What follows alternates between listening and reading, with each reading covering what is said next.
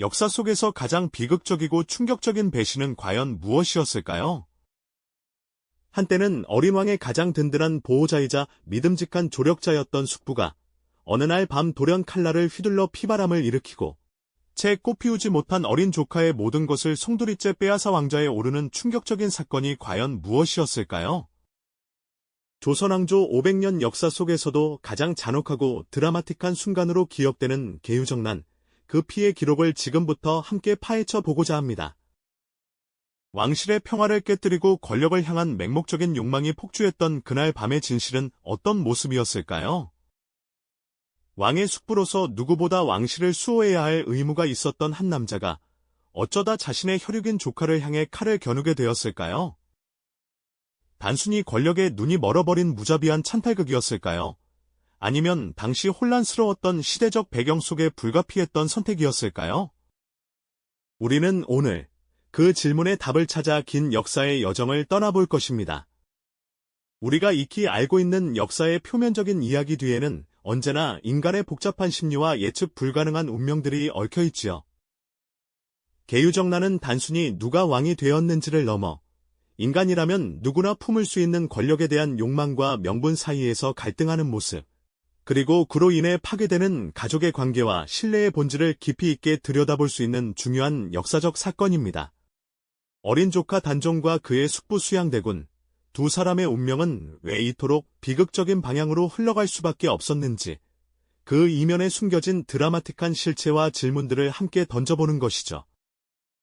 이 이야기는 단순한 권력 다툼의 기록을 넘어섭니다. 과연 한 나라의 최고 권력인 왕좌를 차지하기 위해 인간이 어디까지 잔혹해질 수 있는지, 그리고 그 잔혹함이 결국 어떤 비극적인 결말을 초래하는지를 생생하게 보여주는 거울과도 같습니다. 우리는 이 역사의 한 페이지를 통해 권력이란 무엇이며 명분이라는 이름으로 행해진 폭력은 과연 정당화될 수 있는지에 대한 근원적인 질문을 던지게 될 것입니다. 또한 왕권이 흔들리던 조선 초기의 불안정한 정치 상황 속에서 수양대군이 왜 그토록 강한 결단을 내릴 수밖에 없었는지, 그의 내면 깊숙한 곳에서는 어떤 고뇌가 있었을지 추측해보는 것도 흥미로운 관전 포인트가 될 것입니다. 이 이야기는 승자의 기록 속에 가려진 패자의 아픔과 고통을 재조명하고 역사의 뒤편에 숨겨진 진실을 탐색하며 우리의 지적 호기심을 자극할 것입니다.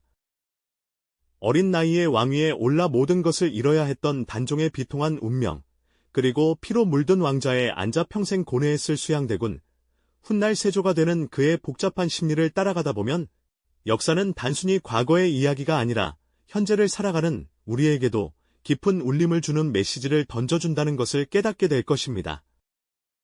과연 그들은 어떤 운명에 맞서 싸웠고 또 어떤 선택을 했으며 그 선택이 가져온 결과는 무엇이었을까요?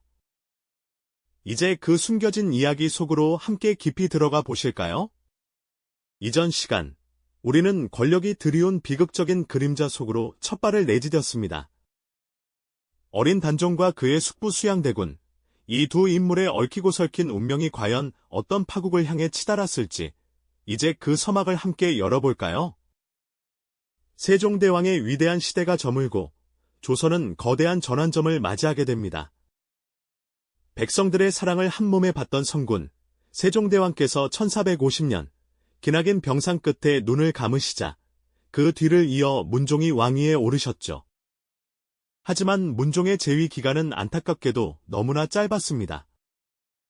병약했던 문종께서는 즉위 2년 3개월 만에 세상을 떠나시고 1452년 불과 12살의 어린 나이였던 세자, 바로 단종이 왕위에 오르게 됩니다. 생각해보세요. 12살의 어린아이가 한 나라의 운명을 짊어진다는 것이 얼마나 무거운 짐이었을까요? 왕좌는 화려했지만 그 자리는 어린 단종에게 너무나 버거웠습니다. 마치 거대한 파도 한가운데 홀로 작은 배를 띄운 듯 조정은 혼란과 불안에 휩싸이기 시작했죠. 세종과 문종이라는 든든한 버팀목이 사라지자 그동안 잠재되어 있던 권력에 대한 욕망들이 수면 위로 떠오르기 시작한 겁니다. 또한 수양대군은 무인들과의 교류에도 적극적이었습니다. 사냥터에서 함께 활을 쏘고 무술을 연마하며 강력한 무력을 지닌 인재들을 자신의 편으로 끌어들였죠. 홍윤성, 홍달송 같은 인물들이 대표적입니다.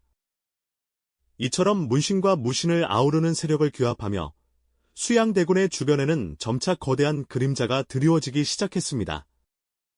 어린 왕 단종의 보좌 세력인 김종서, 황보인 등과의 보이지 않는 신경전은 날마다 고조되었고요. 조정의 대신들 사이에서도 수양대군의 움직임은 심상치 않게 느껴졌을 겁니다. 겉으로는 공손했지만 그의 눈빛에는 권력에 대한 강렬한 열망이 담겨 있었으니까요.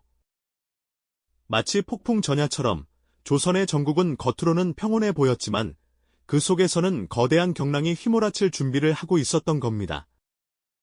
1453년 음력 10월의 깊은 밤, 조선의 수도 안양은 칠흑 같은 어둠 속에 잠겨 있었습니다.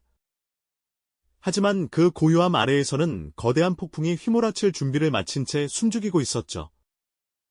바로 수양대군의 오랜 야망이 마침내 그 잔혹한 모습을 드러내기 시작한 겁니다. 계유정난이라는 이름으로 역사에 기록될 그날 밤의 사건은 단순한 권력 다툼을 넘어 피로 얼룩진 배신의 서막을 알리는 끔찍한 비극의 시작이었습니다. 궁궐의 정적을 산산이 조각낸 칼날 소리는 순식간에 평화로웠던 조선의 심장을 꿰뚫어 버렸습니다. 정적을 제거하려는 수양대군의 계획은 치밀하고도 냉혹했습니다. 가장 먼저 표적이 된 인물은 바로 영의정 김종서였죠. 한밤중 그의 집은 무장한 병사들에 의해 급습당했습니다. 미처 상황을 파악할 겨를도 없이 한때 세종대왕의 두터운 신임을 받았던 조선의 기둥 같던 노재상은 차가운 칼날 아래 비극적인 최후를 맞이하고 말았습니다. 그의 죽음은 마치 거대한 산맥이 무너져 내리는 것처럼 단종을 보필하던 세력의 큰 축이 허망하게 쓰러져 버렸음을 의미했습니다. 이어서 좌의정 황보인을 비롯해 단종을 지키던 다른 핵심 인물들도 숙청의 칼날을 피할 수 없었죠. 그날 밤, 피바람은 궁궐을 넘어 도성 전체를 뒤덮는 듯했습니다. 수양대군의 세력은 주저함이 없었습니다. 한명회와 권람 같은 책사들이 세운 정교한 계획 아래 홍윤성과 홍달송 같은 무인들은 주저없이 칼을 휘둘렀습니다. 그들은 오직 수양대군의 뜻을 따랐고 그들의 손에 수많은 피가 묻었습니다. 궁궐 안은 아비규환 그 자체였습니다. 어둠 속에서 번뜩이는 칼날, 울려 퍼지는 비명소리, 그리고 바닥을 붉게 물들이는 선열은 그날 밤의 참혹함을 생생하게 증언하는 듯했죠. 어린 왕 단종은 이 모든 참극이 벌어지는 궁궐 안에서 공포에 질린 채 밤을 지새웠을 겁니다. 창밖에서 들려오는 끔찍한 소리에 그의 작은 몸은 두려움에 떨었을 테죠. 자신을 보필하던 대신들이 무참히 살해당하고 궁궐 전체가 피로 얼룩지는 광경을 직접 목격하지는 못했겠지만 어린 단종은 분명히 그날 밤의 공포를 온몸으로 느꼈을 겁니다. 왕으로서의 권위는 한순간에 무너져 내렸고 그는 그저 눈앞에서 벌어지는 거대한 폭력 앞에 무력한 존재가 되어버렸죠. 수양대군은 이처럼 잔인하고 무자비한 방법으로 하룻밤 사이에 모든 반대 세력을 제거하고 권력을 장악했습니다. 그의 손에는 피가 묻어 있었지만 그의 눈빛에는 오랜 야망을 이룬 냉혹한 승자의 빛이 감돌았을 겁니다. 계유정난은 단순히 왕위 계승의 문제를 넘어 조선의 정치 지형을 송두리째 뒤흔든 충격적인 사건이었습니다. 왕실의 어른이자 어린 조카의 후견인이었던 숙부가 한순간에 피바람을 일으켜 모든 것을 빼앗고 왕위에 오르려 한 것이니까요. 이 사건은 조선 왕조의 역사에 지울 수 없는 깊은 상흔을 남겼을 뿐만 아니라 후대 왕들에게도 권력의 속성과 인간의 야망에 대한 뼈아픈 교훈을 던져주게 됩니다. 과연 이 피로 물든 권력은 어떤 미래를 맞이하게 될까요? 이제 우리는 피의 쿠데타 이후 더욱 비극적인 길을 걷게 될 어린 왕 단종의 운명을 따라가 봐야 할 때입니다. 피로 얼룩진 계유정난의 밤이 지나고 궁궐에는 싸늘한 침묵만이 감돌았을 겁니다. 어린 단종은 그날의 참극이 남긴 거대한 그림자 속에서 이제 더 이상 왕좌에 머무를 수 없는 가혹한 현실과 마주해야 했죠. 숙부인 수양대군은 모든 반대 세력을 제거한 후 한치의 망설임도 없이 권력을 자신의 손아귀에 움켜쥐고 왕위를 향한 야망을 노골적으로 드러내기 시작했습니다. 그는 형식적인 절차를 거쳐 단종을 상왕, 즉 물러난 왕의 자리로 앉혔지만 이것은 단지 더 큰 비극의 서막에 불과했습니다. 상왕이라는 직책은 여전히 왕실의 어른으로서 최소한의 권위와 존엄을 유지하는 자리였지만 수양대군에게는 그것마저도 불안한 요소였을 겁니다. 언제든 단종을 복위시키려는 움직임이 일어날 수 있다는 염려 때문이었겠죠. 결국 그는 어린 조카에게서 마지막 남은 왕으로서의 흔적마저 지워버리려 했습니다. 단종은 상왕의 자리에서조차 쫓겨나 이제 노상군이라는 한낱 왕족의 호칭으로 강등되는 수모를 겪게 됩니다. 골룡포를 벗고 평범한 옷을 입어야 했던 어린 왕의 마음은 얼마나 찢어지는 듯 아팠을까요? 왕의 옷을 벗고 초라한 행색이 된 노상군은 이제 궁궐을 떠나 머나먼 유백일에 올라야 했습니다. 그가 향한 곳은 한양에서 멀리 떨어진 강원도 영월의 청령포였죠. 첩첩산 중에 둘러싸여 강물이 휘감아 도는 그곳은 한때 조선의 왕이었던 어린 소년에게는 세상의 끝과도 같은 절망적인 공간이었습니다. 화려했던 궁궐 생활과는 비교할 수 없는 쓸쓸하고 척박한 환경 속에서 노상군은 20살도 채 되지 않은 나이에 홀로 고독한 시간을 견뎌야 했습니다. 그에게는 이제 아무것도 남아있지 않았습니다. 하지만 그를 향한 충심은 완전히 사라지지 않았습니다. 노상군을 다시 왕위에 복위시키려는 움직임이 은밀하게 시작되었으니 바로 사육신이라 불리는 충신들의 비극적인 시도였습니다. 성삼문, 박팽년, 하위지, 이계, 유성원, 유응부. 이들은 단종의 폐위가 부당하다 여기고 목숨을 걸고 수양대군에 맞서 단종을 다시 왕좌에 앉히려 했습니다. 이들의 계획은 세조, 수양대군이 왕위에 오른 후의 묘를 제거하고 노상군을 복위시키는 것이었지만 안타깝게도 사전에 발각되고 말았죠. 이들의 복위 시도는 세조에게는 자신의 권위에 대한 정면 도전이자 잠재적인 위협을 제거할 명분을 제공하는 격이었습니다. 세조는 이들을 잔혹하게 진압했습니다. 사육신과 그들의 가족, 그리고 연루된 수많은 사람들은 모진 고문 끝에 비참한 죽음을 맞이해야 했습니다. 이 피비린내 나는 숙청은 세조의 왕권을 더욱 공고히 하는 동시에 노상군을 향한 마지막 희망마저 완전히 꺾어버리는 결정적인 사건이 되고 말았죠. 이로써 노상군은 이제 그 누구의 도움도 받을 수 없는 철저히 고립된 존재가 되어버렸습니다. 영월의 적막한 유배지에서 어린 왕은 이제 모든 것을 포기한 채 오직 죽음만을 기다리는 비극적인 운명에 직면하게 된 것이죠.